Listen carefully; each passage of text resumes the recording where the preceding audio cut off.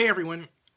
At first, I wasn't going to make a vlog about Martin Luther King's birthday because I have so many times in the past, but there is a special reason to make one, not just for the day, but for the week and for the year, and that is, in particular, with respect to Oakland.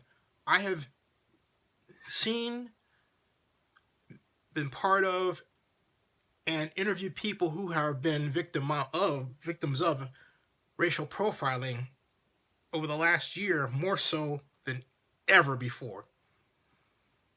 So bad that I had taken the practice of interviewing people without using their names or faces whenever I could, whenever the moment presented itself appropriately. What I found, first of all, is that many African Americans, male and female, but particularly male, are now willing to tell their stories. The problem has been that when a black person says that someone else is being racist, since 1994 and the advent of the term race card, really happened really first during the late 80s, African Americans have been shouted down by whites, basically told not to tell your story.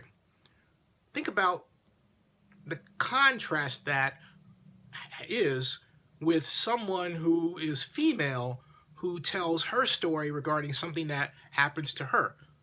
More often than not, that person's story is not shut down, and if you want evidence of that, all you have to do is conduct a search online for the number of mainstream publications that tell the stories of women.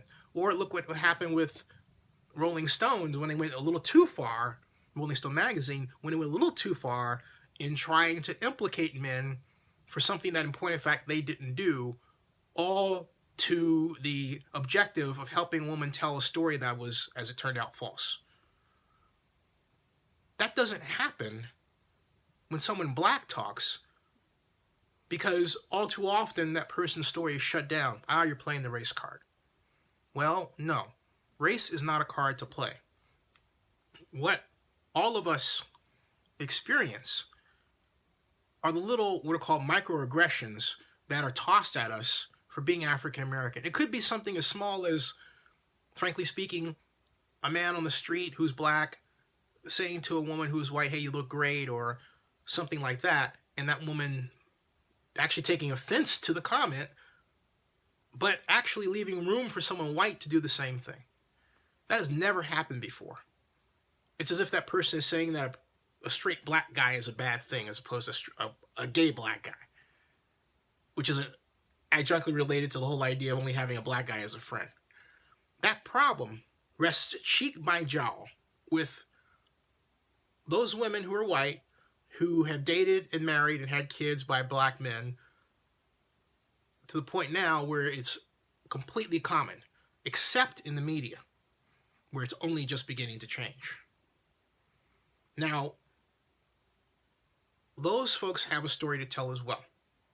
People who've come up to me who are involved in interracial relationships, who want to tell their story, and have done so on Zenny62 on YouTube. The point that I'm making is that we are in a very powerful culture war. The war exists between those who, for some particularly crazy reason, believe that people who are of the same color should be together, regardless of what that person's background is. That person might very well be white in appearance, but in point of fact, one of their parents may be black, and they may have been around black folks most of their life. That's also very common. Quite common. But with all this, what we have is this insistence upon those who want to keep the races separate, the colors separate, on profiling people who are black, thinking that maybe they are thieves or someone undesirable. The great thing about what's happening today is that more often people who are like that are considered to be wahoo, wahoo, wahoo, because they are. Because they are. But what I encourage is, rather than protesting, which happened on Martin Luther King's birthday when the west side of the Bay Bridge was completely shut down. I'm not saying it's a bad thing. Don't misunderstand me and say, oh, he's being an Uncle Tom and railing against this protest. No, I'm not doing that. But as a person in the media business, I can tell you that that song, that content is something that people are used to. Why not file an injunction? Why not go to court? Why not do what Ferguson protesters did in 2014 and came out victorious when they sought for and received an injunction, a temporary restraining order against the St. Louis police regarding the use of tear gas? Little known, but true. Look it up. It was on December of 2014, December 14th, if I'm not mistaken. Check it out.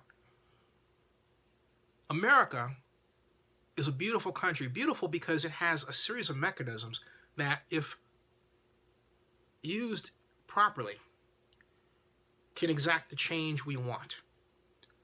Those mechanisms are through our court system. Those mechanisms are through our media system. We have to use them more often than not. We have to join together as one. Hashtag Black Lives Matter was a rousing, outstanding start regarding what I'm talking about. But others, like, for example, famed Oakland lawyer John Burris, have really written the playbook regarding using the courts to achieve change.